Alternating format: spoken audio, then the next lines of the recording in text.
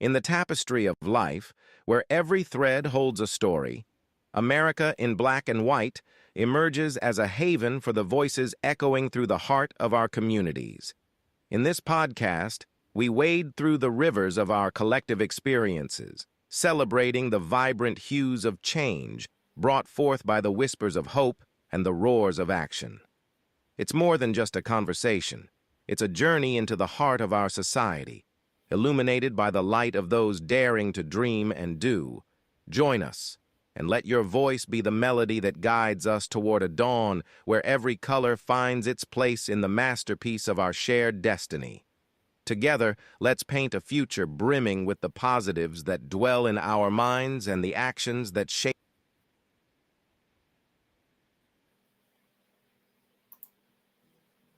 Good evening, ladies and gentlemen, and welcome to another episode of America in Black and White, where we discuss the issues and problems that plague the underserved and marginalized communities and how we can best help with resources and inspiration to build those communities.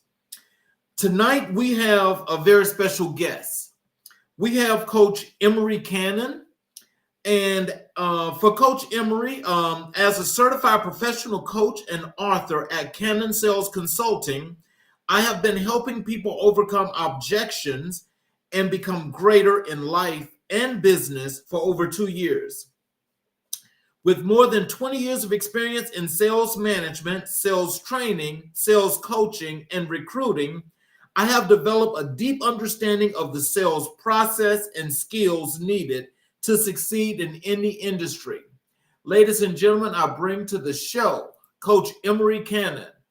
Hello, Thank sir. you very much. Thank you so much. I'm happy to be here today. Well, we're honored to have you here because the experience that you have in the industry that you're in means a lot, not just for business in general, but again, for those communities that we're trying to reach, as well as folks in the business world in general. Everybody's interested right now to know what this, the situation is with what you're doing as a business coach and how you're helping businesses. Well, I like to help individuals more. I like to go to businesses and find, where I can best serve in a sales environment. And particularly with the last couple of days coming past, you're going to need a more skilled job or have more skills in any industry that you're in more than ever, especially as a Black person. Right. And so I don't care if you're a plumber or electrician, especially sales, because that's what I do. You're definitely going to have to be the best. We're not living in the times now where you could just be average or moderate at any position and be, an African American or Latino American. You're going to have to be the best. And they've proven that in the past 2 days, getting rid of DEI all over the place. And I'm just watching and I'm paying attention and I'm hoping I'm going to be able to help a lot of people. Well, before we get deep into the show, when I was just reading your bio, is there anything you'd like to add to that before we get further into the show? Well, I did start a podcast back December 1st. So I guess I'm a podcast guy now. Multifaceted. And what I like to do with the podcast, just to be honest with you, is not for me. I'm not doing it for the views. I do get a few views, but what's more important to me is that I have people from the immediate community on there, not only advertising what they do, but telling how they overcome objections every day in their everyday business. And that's very important to me because it's not just about me and my sales, but it's about educating people in general, and especially young people, how to overcome objections. Don't get to a roadblock and stop. So that was more of one of my passionate moments there. That's what I wanted to do to help the community. Oh, wow. Well, see, that's why you are definitely a perfect guest to be here today. And This is definitely, I know this is going to be a great show. We're going to start first with the work you do as a business coach. Can you tell us what inspired you to become a business coach? Well, I learned the process. And so I've been in sales 20 plus years. And, my first couple of years in being in sales, I kind of was successful only because I was lucky. I had no depth about processes. And as I learned the process, I became more successful. But before that, I was just a really lucky guy with a good smile, and I was young then. Really lucky and young, and I had a good smile. So people just was like, yeah, okay, if that's what you say. But as I learned the process, it inspired me because I would watch maybe 1,000 salespeople come through the dealership I was working at the time and not make it. And I would always wonder why, like, this is easy, but it's not. It's a process. And it was easy to me because I like talking to people. And I like to listen to people. And part of anything, I don't care if it's sales, I don't care what it is being an active listener. Finding out what a person's needs are. And if you genuinely want to help someone, then you would find the product that they need. And that's what I'm about. I'm not about overselling. I'm about completing what you need.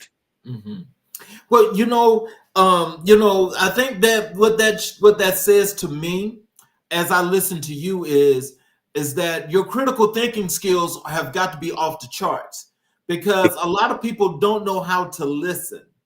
Because when you listen to an individual, then that person is telling you everything, don't care how many words it is. They've already told you it probably in the beginning or in the end, it's this. Yeah. And so how long did it take you to develop that skill of listening that you had to, that you've got the ability now to perfect? Well, I really learned to listen when I was a child because my mom would give me very precise instructions on doing things. And she was not a person that wanted to repeat herself. So I think I developed it early. And then, I was in the military and you had to be very precise dealing with those sergeants and drill sergeants and colonels and majors, everybody, and I loved my experience in the military. It taught me so much about being an adult. Not that my mom didn't teach me, but it's world experience that helps you develop integral skills that will help you through life. And so going from city to city or country to country, you learn to adjust as you go to different places to become successful. Well, I want to thank you for your service. What branch did you serve? In the Army. Oh, I'm sorry, I got to take a punch at you. I'm sorry for you, I was in the Navy. I understand. We all couldn't be great now. No. I give a lot of respect to anybody that served, especially the Navy, because I can't swim. So that's half the reason I joined the Army, because I can't swim, and I didn't want to even learn how at that point. I just wanted to stay on land. I hear you. So tell us, how do you help your clients achieve their business goals? So I help them achieve it by sitting down with them. I do a free first session, and I just want to see if we're a match. If we're a match, then I can move forward. But I listen to where the pain is, where is the hurt at the most. And a lot of times, and this is why I talk about this a lot, it's based off the process. Like what, you find out more about the business as they talk, and then you figure out, where is the breakdown in the business. And once you figure that out, it's a lot easier to put a process together to fix that process. Oh, wow. Okay. So can you share a success story from your coaching career? Oh, absolutely. I hope that I have many of them, but one I can think about in particular, I had a client that in the midst of training them to achieve a different goal, they were a HR business partner in the midst of trying to help them achieve a greater goal, which they wanted to move up in the ranks of the HR world. This person actually lost their job. Not because of anything I did, they was just doing a job reduction, and probably half that company got laid off in the middle of coaching. So a lot of coaches will just walk away. Like, well, when you get your money back up, give me a call. Well, I made it my personal mission to help this client get a new job and a better job. And I want to say it was only 4 months later, went from an HR business partner to an HR director. Oh, wow. And what it was is a lot of people don't understand skills that you already have done in one job meet the criteria for another job, because most bosses don't want to do their own job. So you find yourself in the middle of doing their jobs. Well, you need to know what you're doing and write that down. Look, you achieve this goal, this goal, this goal. You help do this, this, and this. Now put it on paper. Don't miss out on your blessings because you felt like that was part of your job, because every job does not have the same criteria, even though it has the same name. So when you're doing your coaching, I mean, I'm sure that is based on what industry in which these people are in. Yes. But when you're doing your coaching, is there a thing or two or a few things that are just general, that goes cross-sectional into all industries that you point at in the beginning, or do you is everything just custom as to how you're dealing with your customers? So that's a half and half question. I don't think, like, a plumber can't do the same thing as a salesperson, but there's still a process involved with it. Just like anything that you do. So it's up to me to decide, one, if I want to take on this weight of figuring that out. But two, I do my research. Like, I'll go days finding out about the industry. I'll call people. I'm very well connected with networks in other industries, and I'll call and I'll ask, questions that will help me determine if this is a good fit. Because again, I don't want to waste anybody's time or money. I want to make sure that there is a way I can help you, or at least that I think I can. And I go off of not only experience in life, but also experience in other industries. So certain industries I won't touch. Like, I won't do like a administrative coach. And the reason why is because they're very, very picky about like how they want to be coached. And an executive coach is more fit for something like that. But like your everyday workers, salespeople, vendors, things like, I can do that with no problem, but I kind of know my limits on what I can handle. Okay. So what are some common challenges your clients face, and how do you help them overcome these? A lot of the challenges most people face is just overcoming the fear. So like, fear stops a lot of people from moving forward in any industry. And that's not just for my clients, but that's worldwide. Fear of rejection, of getting the no. The best thing about me is I've heard so many no's that, you got to hit it from different angles. So most people's biggest mountain to overcome that I have found is just the fear of applying, the fear of asking, the fear of just saying, may I? People hate rejection. I don't know why, because no matter what, if this person says no, the next person might say yes. You might get 10 no's before you get the yes for the job that you're looking for. Right. So I always ask people, what's on the other side of your fear? Mm. And, you know, they ask me what I mean, like, what is your biggest fear? What are you afraid of? Because in life, to get things, I've learned that you have to sacrifice things. So how far are you willing to go? Well, now, you know, you just said a mouthful, and I just have a follow-up to that. Sure. Have you ever had one of your clients that you asked that question of tell you that they fear success? I'm trying to think back. Not success, no. They fear, again, they fear the no. So that is the fear of success, because you're only coming to me because you're trying to get somewhere. Right. Right. I'm a coach. So Right. coaches are trying to get you to wherever it is you're trying to go, which, you know, it's a whole nother conversation between therapists and coaches, you know, or, Right. you know, psychologists and coaches. You know, I just make a plan and I follow up on this plan and I ask you questions like, why are you not following the plan? If this is what you want, why aren't you doing it? And most of the time it's because of fear. Mm-hmm.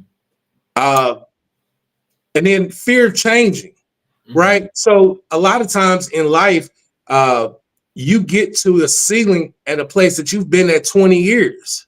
Right. Right. And the fear is, if I go over here, how do I know I'm going to keep my job? Right. So that's something I run into a lot, because the job that you're looking for is over there. Right. It's not even available where you work. It's over there. It's in Atlanta or it's in California, and you're sitting in Kansas. Like, well, Kansas doesn't even have this job available. It's in Houston, Texas. Yeah. You know, a lot of times people don't understand that, you know, you're condensed to the population that you're at. Right. Sometimes you have to. I've changed cities 3 times. Mm-hmm.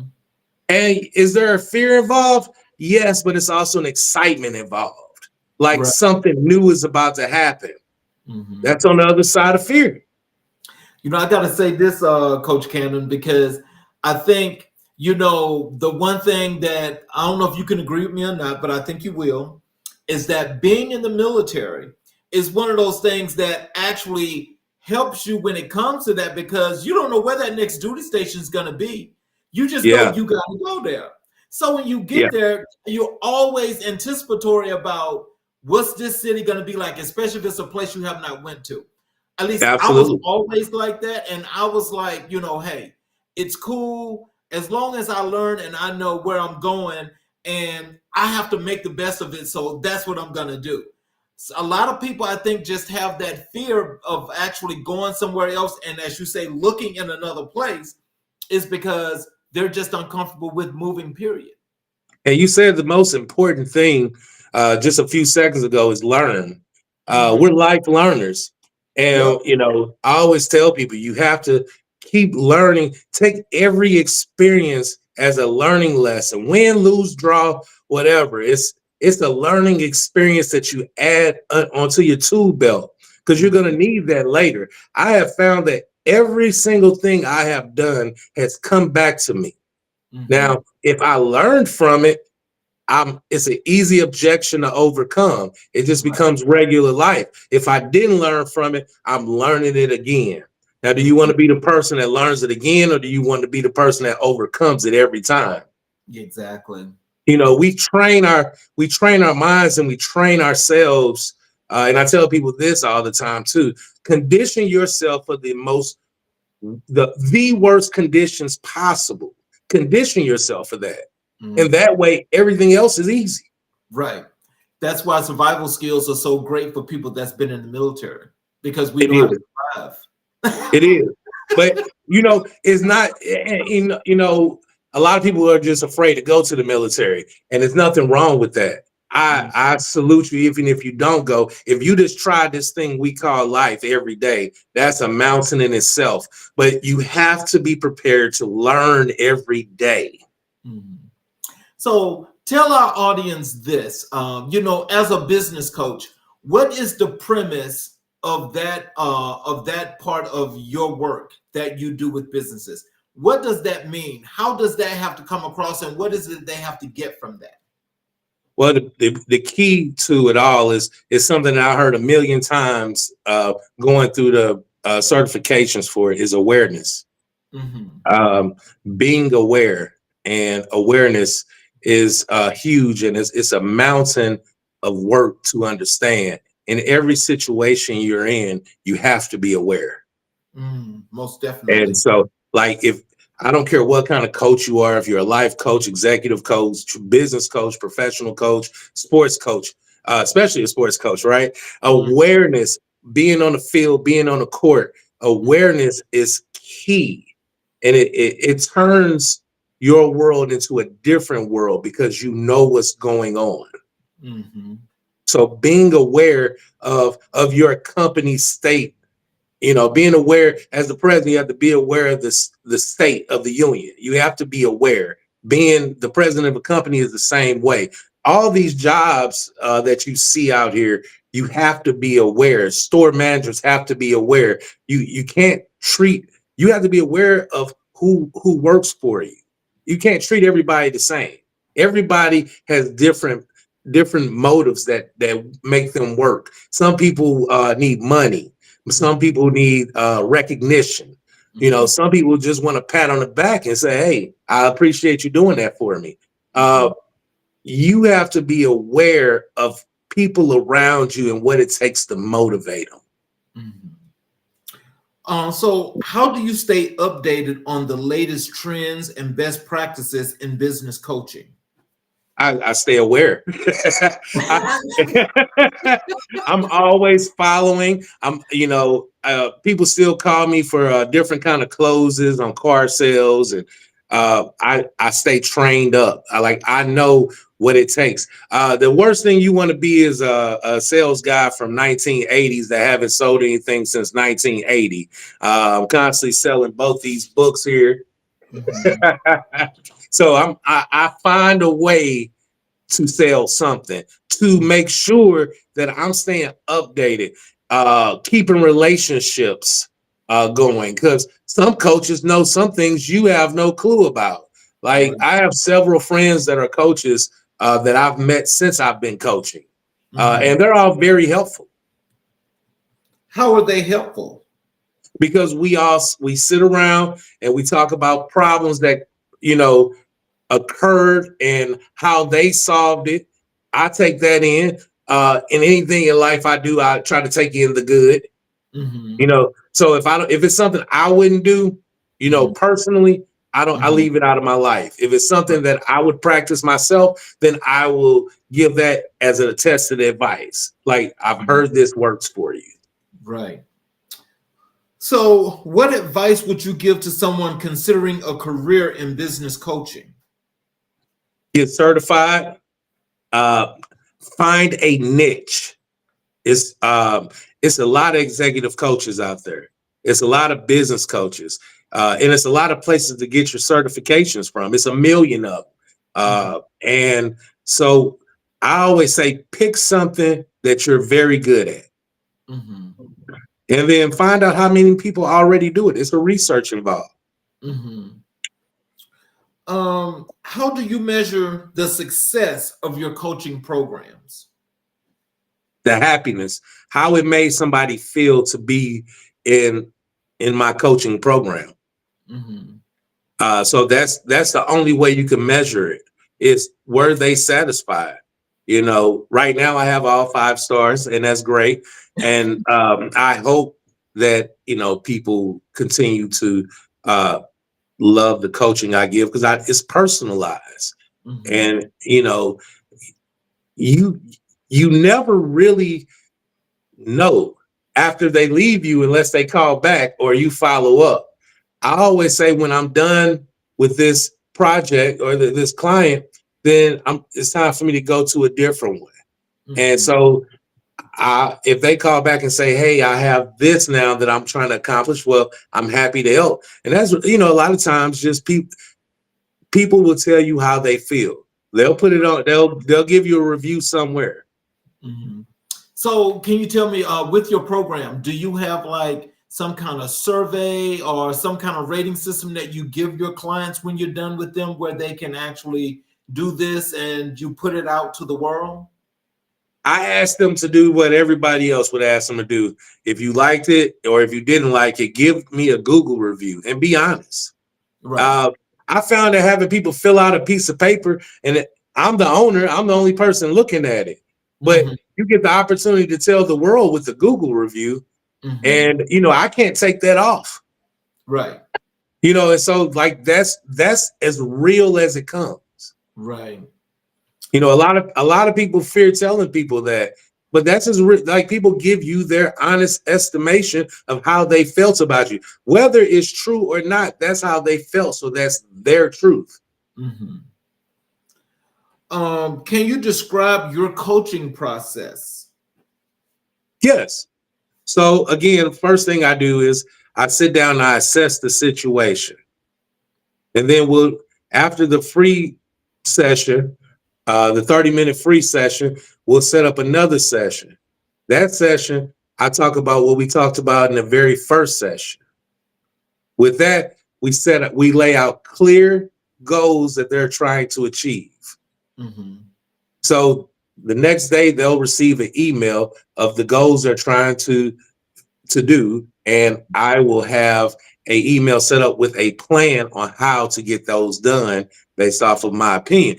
Now, the thing about a lot of people with coaching is I don't tell you what to do. I give you options on how to get it done. And so that way you have options. You don't have to go with A or B or C, but this would be the best route based off of my professional opinion. So does that mean, like, let's say with the initial consultation that you have and you guys decided that you're going to work together, does that mean that you put together this plan that you put before them, that they answer the questions as you put that out to them, and you're just jotting down, this is what you said you're going to do, 1, 2, 3, 4, and 5, 6, 7, 8. You guys agree, and you kind of like just help them to shape it and put it into the box. So once they put it into the box, they got the package. Yeah.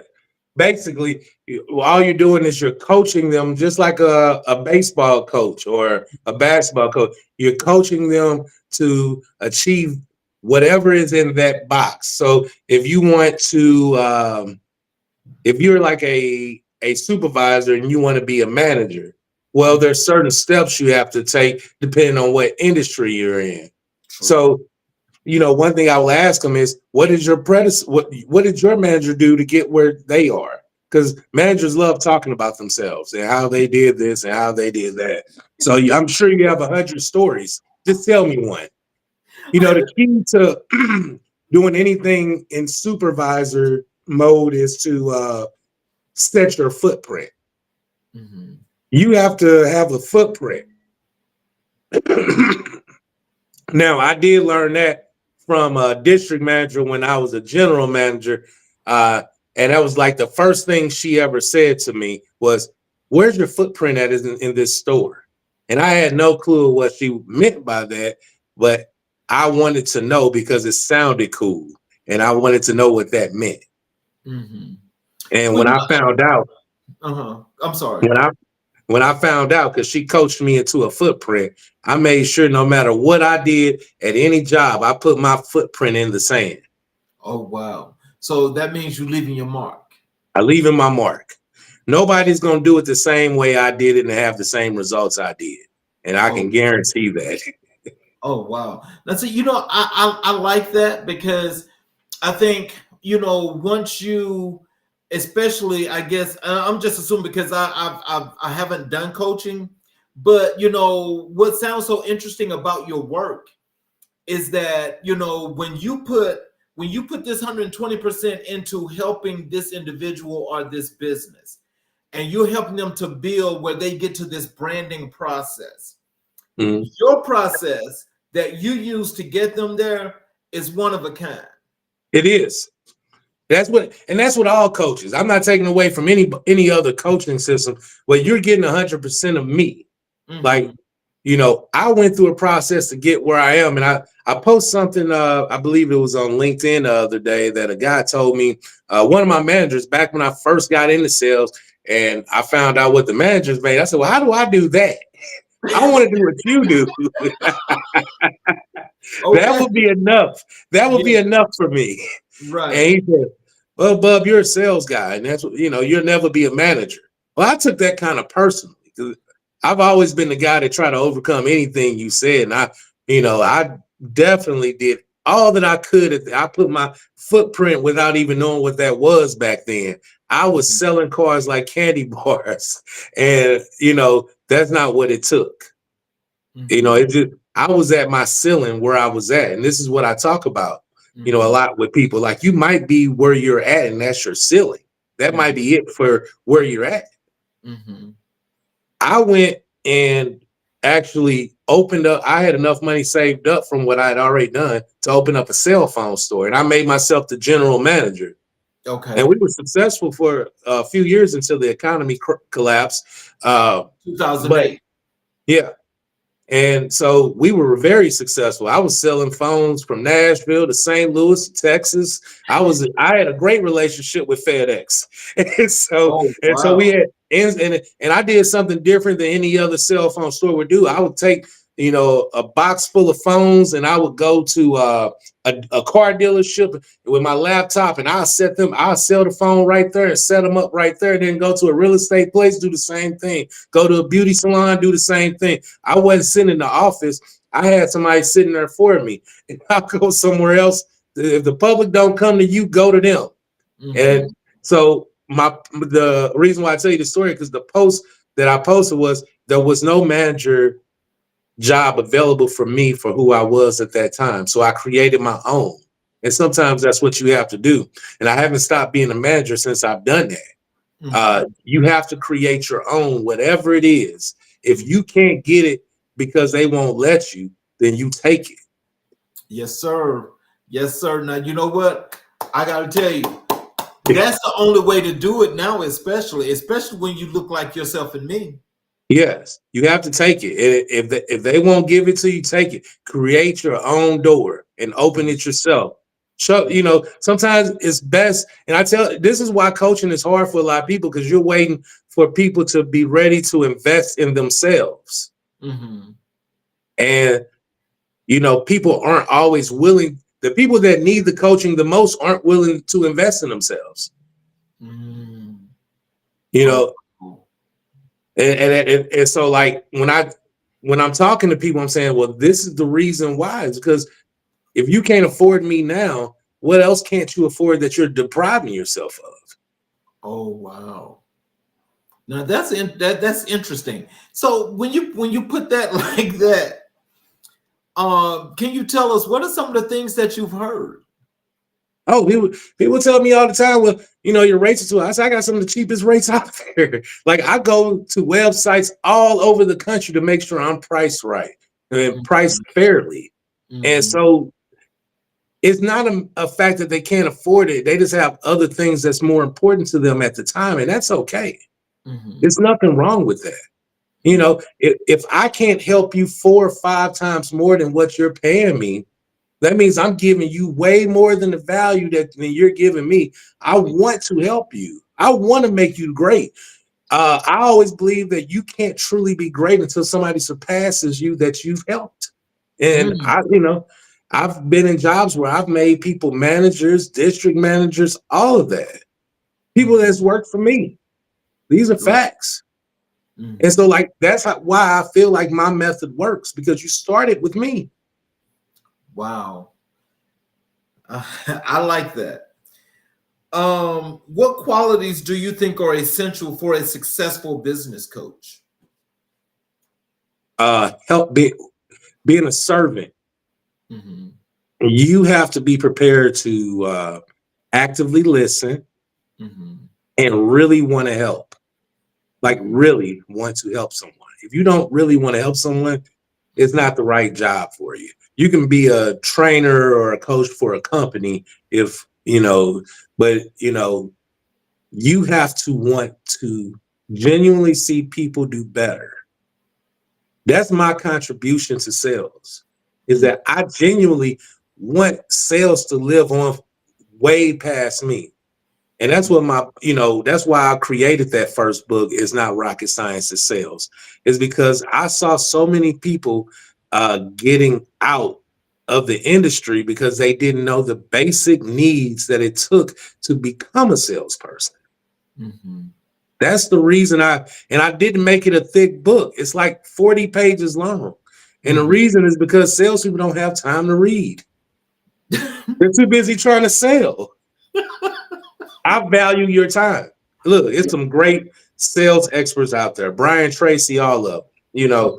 I respect them. But their books are like 300 pages. Oh, Lord Jesus. Okay. Well, and I've bought them. I've bought those books. I delved into every single one of those books, every single one of them. But the key to it is I respect your time because I know what you're really trying to do is find out what the key is. What's the trick to getting somebody to say yes? You got to follow the process. The process has been around longer than anybody. It's, somebody already put this process together. You have to learn the process and craft it to the way you move. You know what's interesting?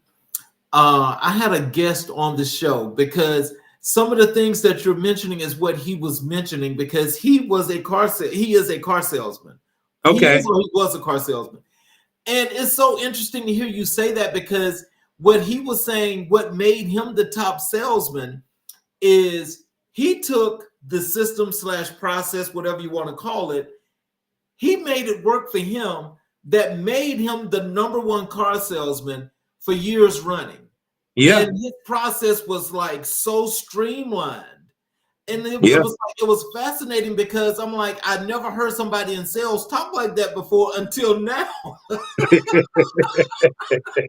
So I'm like, that's got to be interesting to make a process like that work because that's got to be difficult.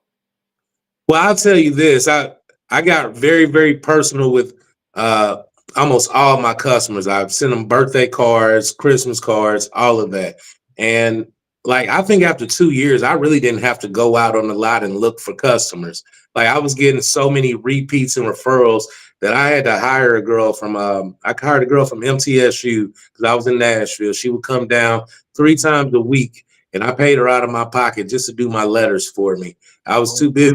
I had customers I had to take care of and their families would bring more families to me. And I had people driving down from St. Louis and up from, Kansas and, from the side in Atlanta. I can remember all of that. And it's all because you build relationships.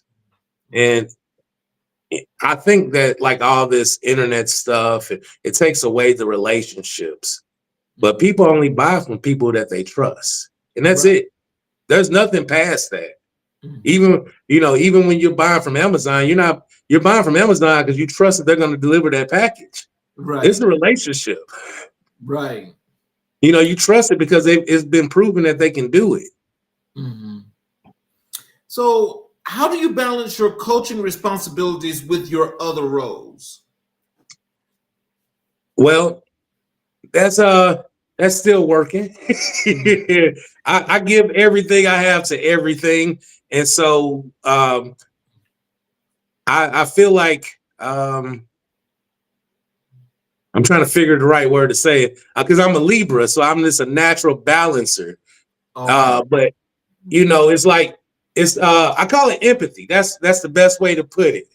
Okay. I put a lot into everything, but I don't inhale any of it. I don't, I'm not a sympathy person. I'm an empathy. Mm-hmm. Does that make sense? Yes, it does. And so that's kind of how I balance my life. Okay. So to sum up what you do here in business coaching, and I want, if you don't mind, like giving a message to those that are in those underserved and marginalized communities, about business coaching and what it does, how it works, and the things that you do that makes it so much better. What is the message that you could leave for them right now? Right now, the best message I can give to anybody that's wanting to get into coaching, that's the question you're asking me, or wanting to be a coach, is you have to be assertive. You have to put the foot forward. You can't wait for the right timing, because everybody wants to wait for the right timing to get into the market, and you can't wait. You just have to go in. And I would tell you, have some validity about it. Why would anybody buy into you? Mm-hmm. You have to have a point. Nobody wants to buy a loser. Everybody wants to buy a winner. So you got to figure out what is it that you're winning in, and why, and how did it make you a winner? That's good stuff there. Let's transition over to your being an author. Tell us what inspired you to write because life be lifing. It was just a lot on my mind, and that book was written kind of weird. And when I say that, I just wrote out everything I wanted to say, and then I had to piece it back together into when I learned everything in that book. So, like, everything that I wanted to say is a developmental skill that helps you throughout life. But I had to go back and remember when I learned it and what lesson did I learn through it. Mm-hmm. And so I remember I have a very good memory. And so I had to remember, I did this as an 8-year-old or a 10-year-old. I did this as a teen. I did this as a 20. In my 20s, I did this in my 30s, and I did this in my 40s. And then I broke it down. Those are my chapters. Okay. Oh, wow. So, I mean, like 10, 20, 30, 40, 50. Yeah, well, adolescence, teens, 20s, 30s, 40s, and beyond. And then I have a extra chapter in there. But everything that's in there, I experienced through the years that I talk about. And so, no matter what part of that book you read, you've experienced it, and most likely you've experienced it through that time. And the reason why I thought that was important, because I feel like sometimes people go through things in life and they feel like they're alone. And so, like, you feel like I'm not making what I should be making, but I have these skills, and I went to school, and I did this, and everybody feels like their problem is alone. If you notice, everybody's emergency is their emergency. You get it? Yeah. But it's not really, because if the key to the book is saying, look, this is going to happen to you. There's nothing wrong with this happening to you, because all you're going to do is wait. You're going to overcome the objection, and then you're going to move to the next thing. Mm-hmm. And, I kind of live my life off that. I read this book called The Secret. Just keep giving yourself positive affirmations, and positive things will happen. Mm-hmm. And so, I was very inspired by writing this book, because one, I love the title, because life be life. Right. Yeah, all the time. And then, people come to a pit stop and just stand there like, no, overcome it and then go to the next level.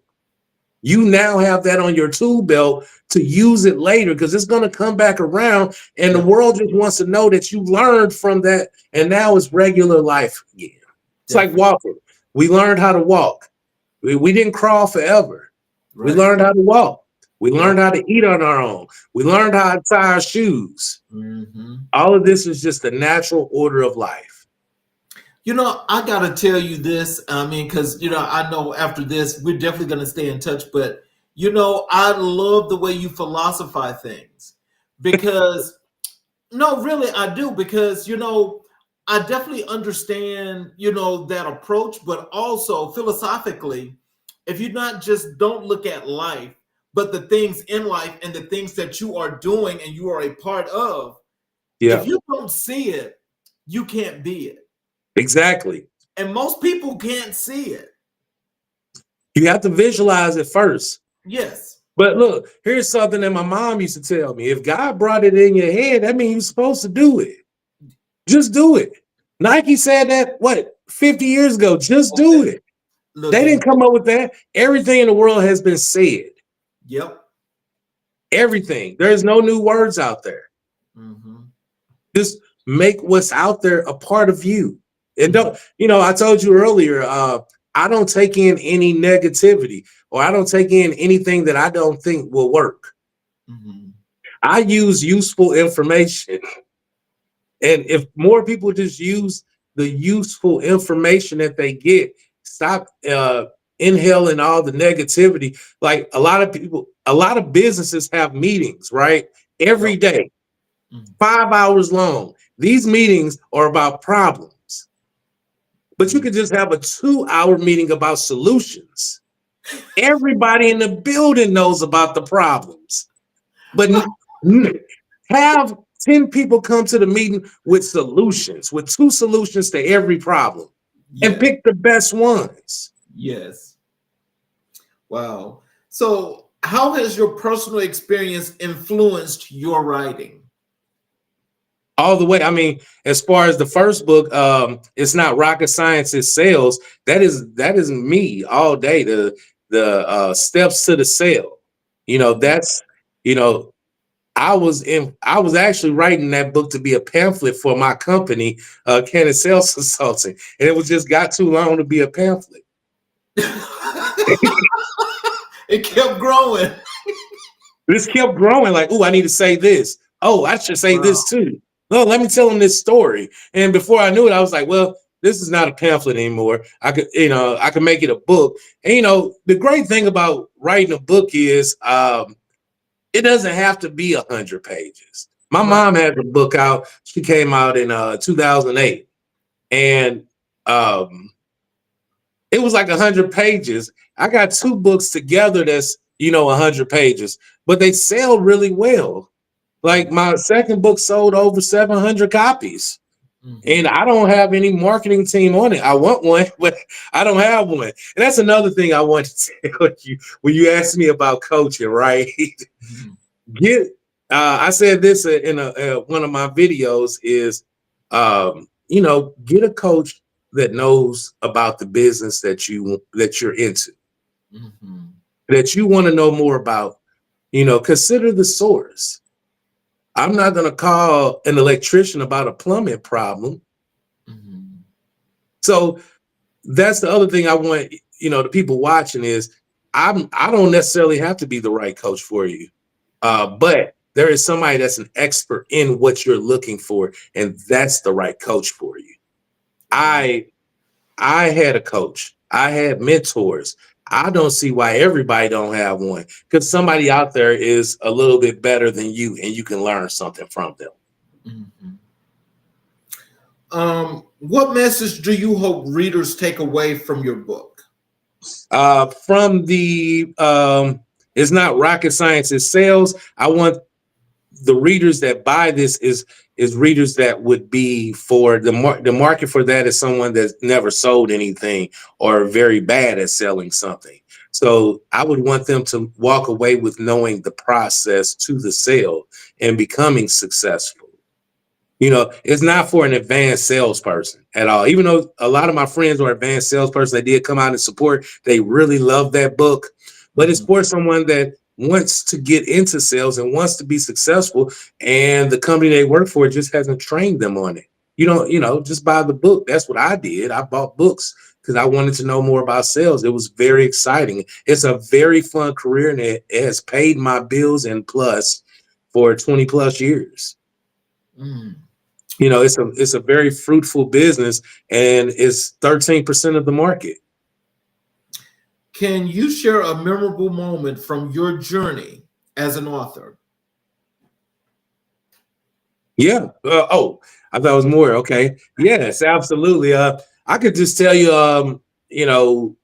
I flew to Houston because I had a car accident. And I had a car accident here in St. Louis, and they totaled out my car. I took about 30 books with me to Houston. And, I was in the car dealership. I sold a bunch of the books in the car dealership. Then I went to a place I used to work, sold a bunch of the books. I went home without any books. I drove home from Houston without any books. And I hate driving around anywhere without any books on me because I'm always telling people about my books and somebody always buys one. But that was incredible to sell 30 books in a city I don't live in, just, as I'm buying a car. I don't really, I don't look at these books as income. I look at them as information to help people, after me. I joke about it a lot, but I always tell people, I'm here forever now. I have a book out. I'm here forever. And then, it's a joke, but it's real. Like somebody may need this in 2090. Right. They might need these books. 2090. Yeah, like there's gonna be a 2090. So, even though I might not be here, the information that I left will be here. And so that's legacy to me. I don't look at my kids to be my legacy when it comes to my profession. I look for what did I contribute to the profession that has paid me for so many years? What did I contribute personally to make it better? And I learned that actually from Game of Thrones. Okay. Believe it or not, there's they actually have a lot of messages in shows like that. From a philosophical perspective, that you can actually get the message. But if you're not looking at it and actually following it, you'll miss that too. So yeah, absolutely. I look for a message. I looked at a message in The Wire. I looked at those messages. A lot of people get mad when their favorite character dies or something happens. But I was like, that was really the bad guy. Like on Snowfall, I was like, Franklin was the bad guy. Okay. I did not feel sorry for him, but I understood the message that was coming from what happened. Like, Avi or whoever it was from the previous season said, if you get too greedy, they know your weakness. And they knew his weakness was that money. Yep. You can't to stop. You want it all. My mom said, never be too desperate that someone can buy you. Ooh, see, I love that. I love that too, because what she's saying, there's a lot of people that I know need to hear that. Yeah. A lot of people need to hear that.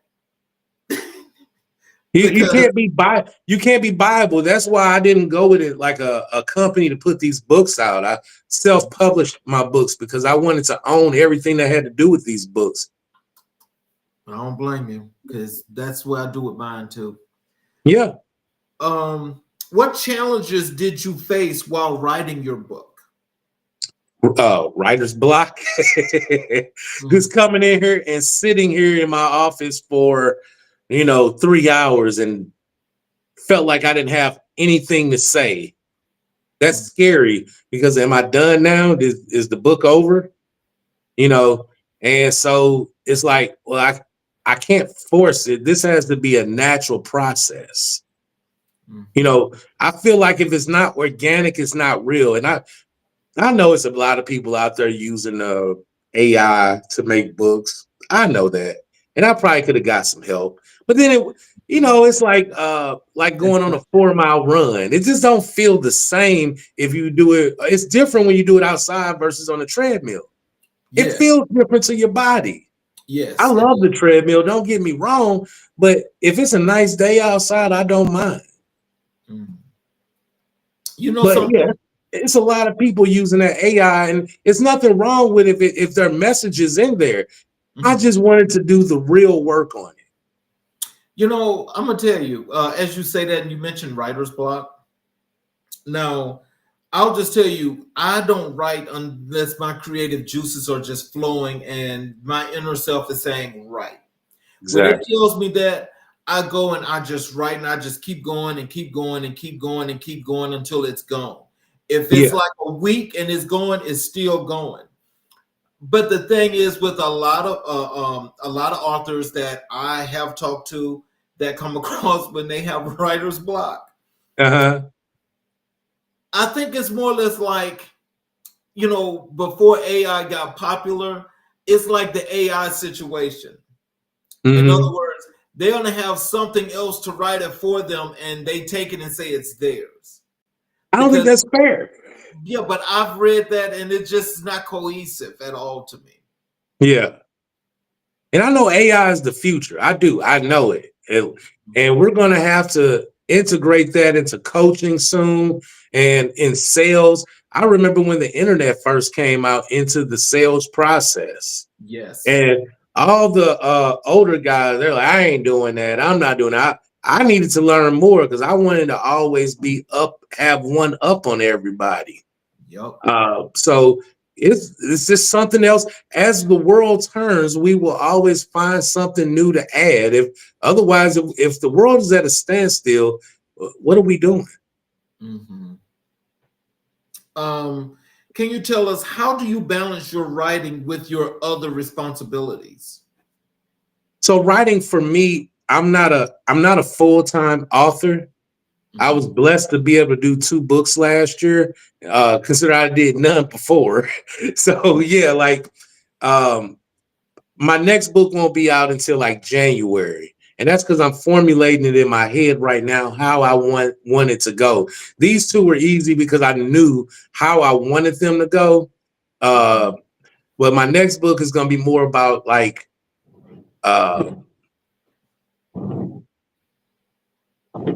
you deserve. Like I want people to know they deserve the life that they're living. Right.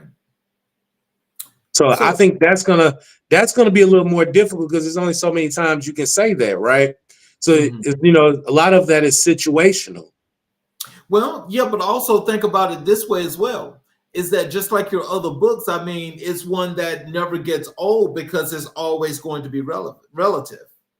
And I also want to do some more research on imposter syndrome because a lot of people here in the United States suffer from that. And so I want to definitely have all my research done when I'm talking about that. Now, don't that have to come from a therapeutic side? Not if I'm not suggesting anything. I'm just talking about what you deserve.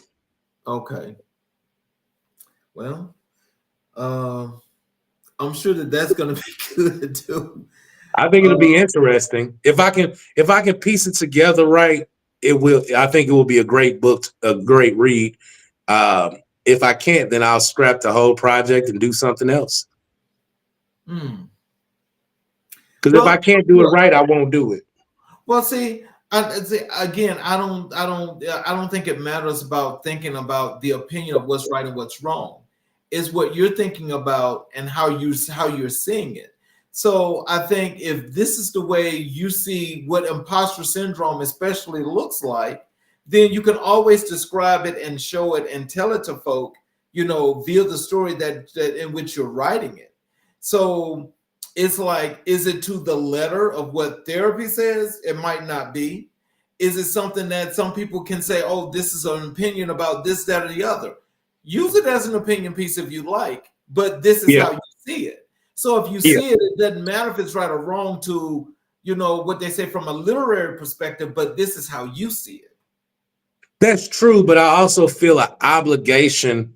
I don't want anybody to take that piece and think that this is the law. Because, it's just like when you read something on the internet, oh, it's got to be true. It's on the internet. So it actually being in a book, it should definitely be, accuracy to me is important only because I feel a social responsibility to people to make sure I'm giving them the best opinion or best possible results out of it. The book name would be the same, but as far as discussing the imposter syndrome, which I just want to touch on that a little bit, it's not going to be the entire book. I just want to touch on it because I know it's a real thing out here. And I know that, people are very blessed and don't realize how blessed they really are.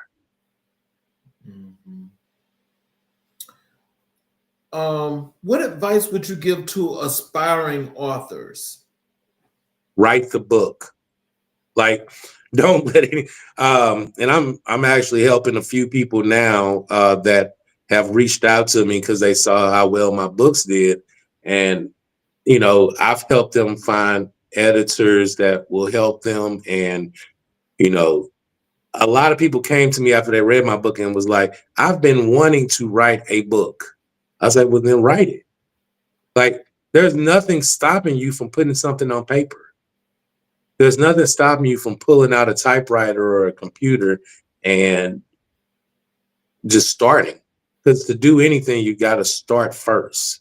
Mm-hmm. So if you start and you let it sit there for 5 years and then you get back to it and then you finally finish it 10 years later, no matter when you finish it, you finished it. Mm-hmm. But you have to start to even give yourself a chance. So any author that has not written the book yet, start writing. Mm-hmm. So how do you stay motivated to write consistently? Well, I feel like I have something to say. And I want people to learn from any mistakes I've made. Well, I don't want to say mistakes. I think everything brought me to where I am right now. So I don't want to say mistakes, but missteps. Mm-hmm. You know, we all have missteps. Like, I could have did that differently, but if I didn't, I wouldn't be where I am today because it would have altered how I moved. Right. I needed those losses just like I needed those wins.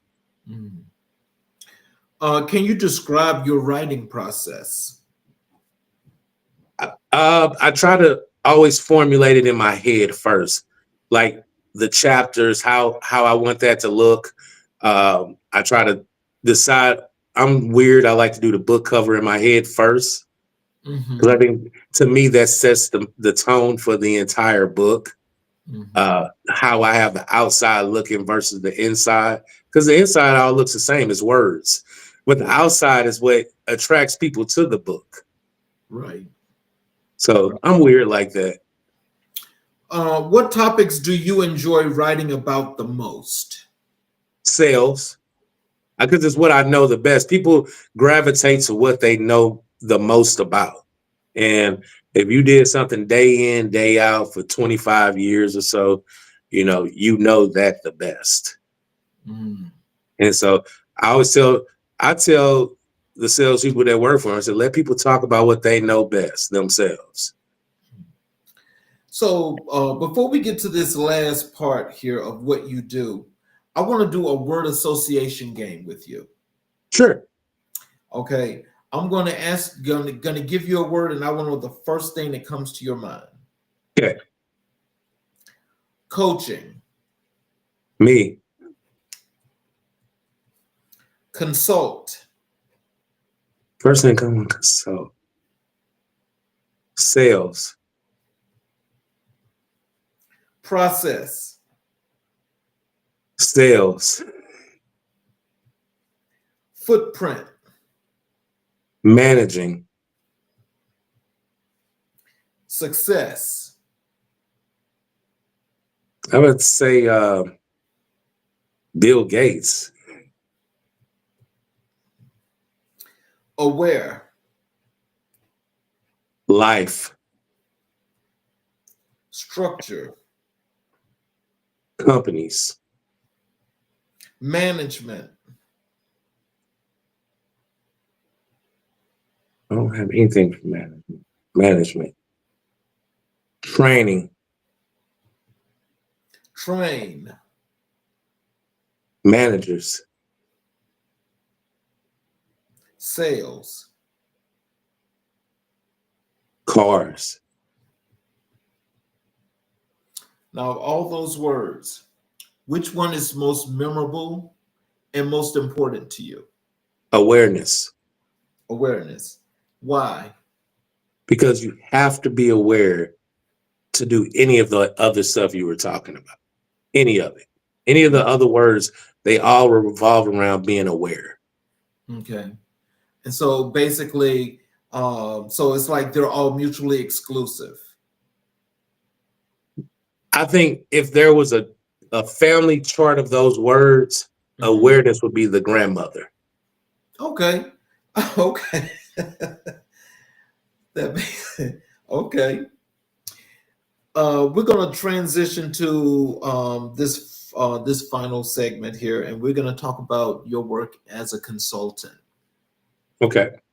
What led you to pursue a career in consulting? As far as coaching, consulting, or sales consulting? Uh, both or one or the other? Well, so I was getting a lot of calls throughout my career. And it first started out, I want to say it first started when I moved back here to St. Louis. I was getting calls from Nashville and from Texas from friends, and they'll tell me about, a situation they had with a customer. And I'll be like, I would try this. And then they'll call back the next day and be like, hey, that worked. And I would be like, cool, and move on. And then it would happen a lot more. And it wasn't the same people, but I feel like my opinion counts. And you don't have to be an influencer to be someone that is looked as to as an expert in a field. Mm-hmm. You just have to, people just have to know that you're reliable and you're consistent. Yeah. Yeah, I think especially when it comes to consulting, you're absolutely right, because if people value the opinions and the things you do and the things you say, that's key to not only establishing that great relationship that you mentioned earlier, but it also establishes you for being the person that's the knowledgeable person in that industry. Absolutely. Absolutely. How do you support businesses in your role as a consultant? Well, I like to, so a lot of people want the executive coaches in businesses, right? And this is something I always find. They'll get coaches, and it's by default, I guess. A lot of big businesses, they don't get coaches for the right thing. They get executive coaches for their executive branch. The executive branch isn't doing anything. Don't get me wrong. I feel like there's a need, because you wouldn't have them if it wasn't. But the people that's on the ground is the people that need the coaching. The people, whether you're at a hospital and you're a nurse, or you're you're selling cars, the sales manager and the general manager don't need the coaching. They're depending on the people out there on the floor to sell it. If you're in a hospital, the nurses need the coaching. It is not the executive branch. What do they need coaching for? They've already made it to the pinnacle. They're already at the top of their game. Mm-hmm. Not saying that they can't use help, but the people that's going to make you greater, the people that's outside working. Yeah. So I think that's where a lot of businesses and companies, I don't know why it's not part of their insurance or influence or anything. Like, if you don't have a budget for consulting or coaching or training your people, you already lost the game. Wow. Can you describe a typical day in your role as a consultant? Lots of phone calls, lots of follow-ups, tons of calls. I'm constantly on the phone. I remember when you had to pay by the minutes. What you talking about? Yes, sir. I had 5,000 minutes with T-Mobile back in it. This is before I had my cell phone stores. And I had 5,000 minutes, and I would burn through that like water. You still get your nights and weekends free, and I would burn through 5,000 minutes by myself. So yeah, I'm good at talking on the phone with people, and a lot of encouraging. And let me tell you, where a lot of people miss the mark at is networking, especially as coaches. You think that if you just advertise on Facebook or LinkedIn or any of that, you think that you're going to have all those people that's on your network buy. That's not going to happen. It's not going to happen. You have to get out and get on the ground floor and actually go to places where other business owners are, and you have to talk to those business owners and let them know who you are. Mm-hmm. Staying in the house and trying to market and strategize marketing, it's not going to work. You absolutely have to be out with people, building relationships every day. And then you have to cultivate the relationships you already have. Yep, that you do. There's no time to be indolent out here. None. So, what strategies do you use to build trust with your clients? I would say my biggest strategy with that would be proof. Like, you know, cards, letters, Google reviews, and then just sitting down talking to me. Like I will talk to anybody, and if they tell me what the problem is, where the pain is, again, you tell me where the pain is, I'll relieve the pressure. I'm sorry. Can you tell us, how do you stay updated on best practices in consulting? Again, training. You have to consistently know your business. And that's with anything you do. Like, you have to know your business. You have to know what's the latest and greatest training out there. Are you being recertified? Is there somebody out there doing something new? Are you talking to other coaches? What are they saying? You have to stay up on new training all the time. And I would tell people, if you go to a workshop with me, don't think I haven't been to 3 workshops already with somebody else that I look up to. I do that as well. I think that makes so much sense, though. I've always been, I know I'm not going to say that it's a struggle, but it's one of those things that I actually think about, as in when like you mentioned the training, or how people have to do things to, certify, recertify, whatever have you. And it's like, to try to find those things and find something that's reputable. How do you determine which of these places are reputable when it comes to the turning and the training and the certifications or recertifications? How do you decide which of these places are actually more reputable that can help to get your people to where they need to be? So I went with a place that was inside of a learning facility to get my certifications. I went to Lindenwood and got my professional certification, and I also got a life coaching certification. So I got both of those certifications with Lindenwood. And I felt like you can go to like a Newman or I don't know, all the Tony Robbins and all of that. You can go to those, and they're highly successful, and their name has a lot of recognition. But also, there's still nothing wrong with going to a university and getting it. And also you get to make those networks and connections there. Because all of this leads back to your network is your net worth. Yeah. Now, that's at the end of the day, you have to talk to people. And it's on those classes are going to be so condensed. I'm not taking anything away from it, because I love me some Brian Tracy and Les Brown and all of those guys. I love all of them. And at the end of the day, it goes back to, I want to invest in something that's going to work best for me. I think all the programs are great out there. I don't think there's any programs anymore still around where they don't have good teachings in them. The education is perfect, but I picked where I picked because I thought it worked best for me. So what challenges do you face in your role, and how do you overcome them? My biggest challenge right now, and it's not staying authentic to myself, but it's more content creation is something that is a leading provider in people and views, right?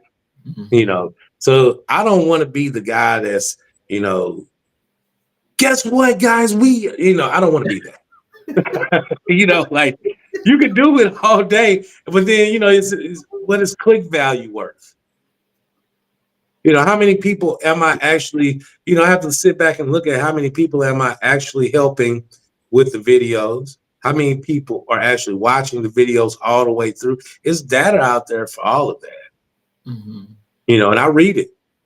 I want to help as many people as I can through this online service. But I also want to help as many people as I can sitting right here in my seat. You know, the values are not different for me.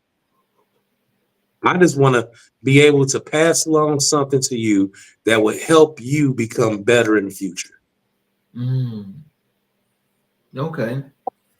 And you know, as much sense as that makes, I mean, like, can you tell me, like, in that situation, what would that look like from, let's just say, from not so much of a hands-on perspective, but kind of like in a directional situation? How would that look like, or what would that look like? Um, I'm help me understand what you're saying. So basically, like, let's just say, instead of, let's say, I'm gonna use myself as an example. Okay, instead of me putting myself in the situation of actually understanding, what's happening in all these new trainings and what the people are getting, I'm just like, okay, you need to get training at this place. You need to go there and do it. You Mhm, and you need to get some training. You need to go over here and you need to do it. But I'm not mhm. being trained. How does that look? So what that looks like is when your people come back from the training and they know more than you. Mm-hmm. You know, like, and don't get me wrong, I always like for I think somebody told me one time when I got into management, he was like, this is when the student has surpassed the teacher, Mm-hmm. because I had surpassed my teacher. Well, you don't want that to be the situation every time. That Yeah. should be a one in a million time that you did everything you could to pull this person from the grassroots all the way to the mountaintop. But if it happens every time, you start to look diminished yourself. Mm-hmm. So if you're a person, and I always tell people this, if you stop learning, you stop living. Yep. So don't ever stop learning. Learn something every day if you can. Don't ever stop learning. Yeah. Um, how do you measure the success of the consulting projects you work on? Uh, So just like I guess the great Maya Angelou would say, it's how do they feel? You get like, you know, they may not have got to their end goal, but they might have got closer than they ever got in their life. Mm-hmm. How does that make them feel? Okay. And that's, in anything that we do, I don't care. If you buy a car, this is one thing I used to hate. Somebody buys a car from me and they come back and say, my brother said I could get a better deal if I would have. Well, you felt completely super satisfied when you left here. You have made the best deal you possibly can make. And now you come back because somebody else put in your head, but then they drive up there and they driving up in some hoopty. Like, well, you need to come in here and talk to me too. Like, however you made somebody feel is that's the only thing that matters is how do you feel? Your result will show because of their success. Mm-hmm. If they are exactly the same as they were when they left your office and you're 4 weeks in or 6 weeks in and they haven't matured gradually into what you're looking for them to be and what they're looking for them to be, you just write them a check and give them their money back. Mm-hmm. Because you didn't do anything. You have when I sell service on cars, my main goal and intention is to let that car leave the shop better than it came. Or you Right. just wasted a whole bunch of time. Right. Don't let your clients waste their time with you. Mm. So every second, I understand that cliche, make every second count, but just from a literal perspective, let's say with the consulting, how do you really make every second count? Because every second does count. It's just like I said at the very beginning. We are living in times right now where you have to have a skill and you have to be 10 times better than everybody else. And if somebody's feels like they're wasting their time with me and they can get with somebody better, then they should do that, because I may not be motivating them in the correct way. Mhm. You know, you have to, this is where every second counts. You have to get your dollars worth immediately. You know, not saying you're going to be a vice president of a company in 2 weeks, but you should see yourself moving somewhere within like 4 weeks, 6 weeks. It's like working out. If I start working out today, I won't see the results of that workout for 8 weeks, but I should see something. Yes. You should see something, whether it's in yourself, how you talk, the way you move, the confidence level. Something needs to be moving in that direction, even for you to get to that goal. Mhm. You know, and if it's not, then I feel like, you know, we cannot waste any moments right now, because you don't know how long you have to be great. Yep. You don't know how long you have to be great. And you need to be great as soon as possible so that you can get the money, so you can get the position, you can strategically move where you need to be at. So, what advice would you give to someone considering a career in consulting? I would tell them that they need to want to help someone. You have to, your love for people being successful has to be greater than your love for yourself. Mhm. All Because right. it's a selfless job. Nobody's gonna thank you later. They're gonna give you the money. That's your thanks.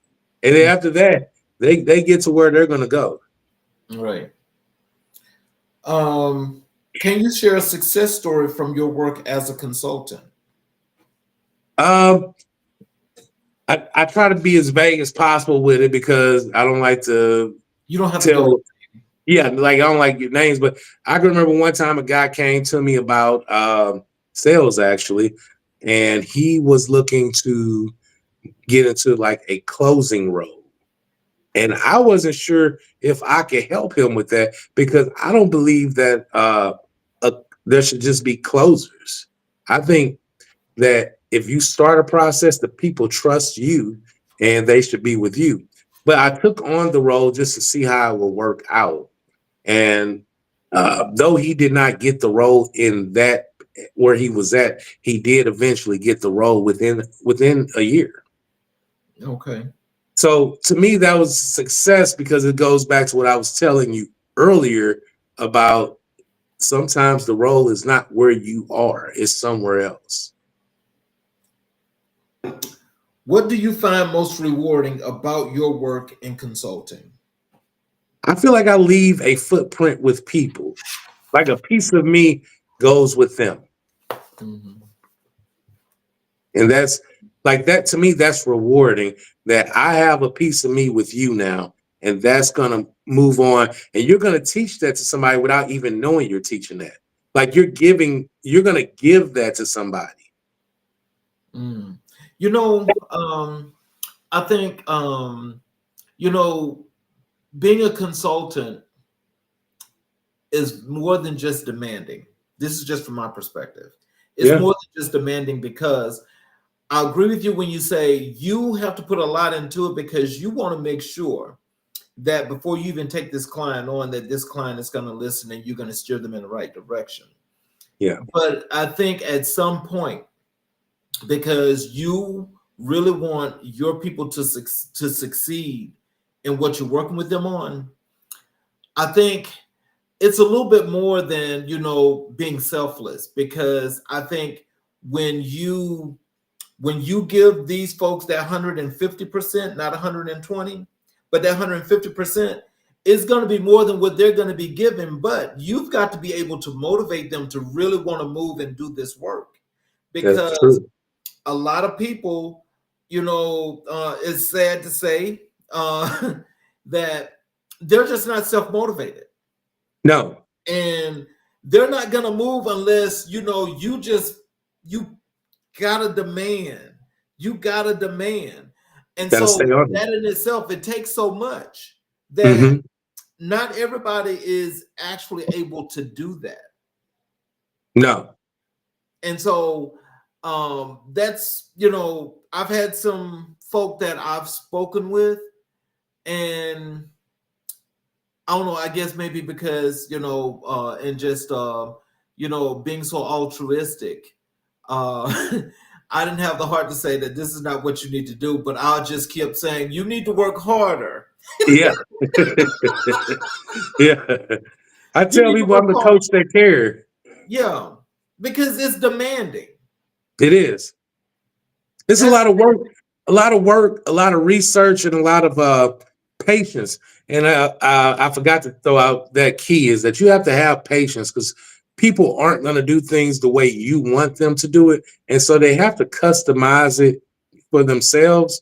And you have to be patient while they do that because they're going to make a mistake or two. Uh, as I did getting into the roles I get, I've made mistakes. And the key is to learn from those mistakes immediately. If you see that you did something, or if somebody tells you, I'm very open to people telling me what I do wrong. right. You know, like if you see me make a mistake, tell me. I'm not going to yell at you about me making a mistake. That doesn't even make sense. But I understand the fear in telling somebody that, instead of just minding your business, I guess. But no, you should, because that's what people say, you should mind your business. No, you should take this criticism. Right. Like that's really how that should be. Like, my mom gave me some criticism when I was younger, when I was parenting, because I have 3 kids. And she gave me like, you should do this, this, and this. And though I didn't receive it the way I should have at the moment, when when I thought back on it, I was like, okay, yeah, you're right. But, I also take into account that like, and my mom was raised in the 50s where I was raised in the 70s, like it's different cultures there, And so I think about that more and I should think about that less. Like right is right and wrong is wrong, period. Right. Like the Old Testament and New Testament hasn't changed yet. Right. So, I get it. And it's hard to tell people they're doing something wrong, especially when you care about them. And so Yeah. I'm the coach that cares. I hate to see you make this mistake, even though you're making it right now. I have very good friends, and I tell them all the time I wouldn't do that. And the reason why is I've experienced that. And they do it anyway. And I don't, hey, it doesn't hurt my feelings. They didn't pay for my opinion. But like, hey, it is what it is. Mm. That's interesting. So look, as we come to the conclusion here, um, what are some of the things you want to leave with our audience that they could gain fruit for thought? How to contact you, how to find your books, your website, your social contacts. What are some of the things you'd like to leave with our audience this evening? One thing I want to leave with the audience is one of the most important things: keep getting better at whatever it is you do, especially right now. Um, if you have a trade, like if you're a certified electrician, get better at it, be the best, and be able to multitask with it. You need to be able to take on multiple clients right now with anything that you do, because money is about to get shorter.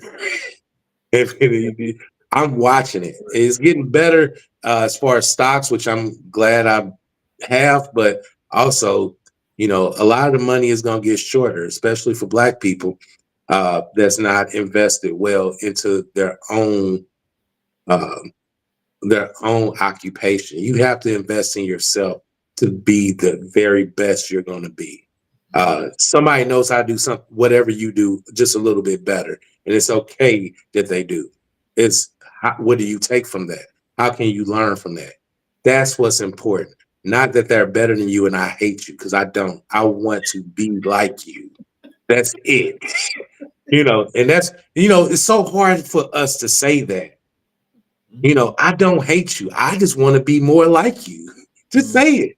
And a lot of the hate in the world will go away, but it's because you can't say, I admire what you do. I have a manager. I have a manager that I worked for.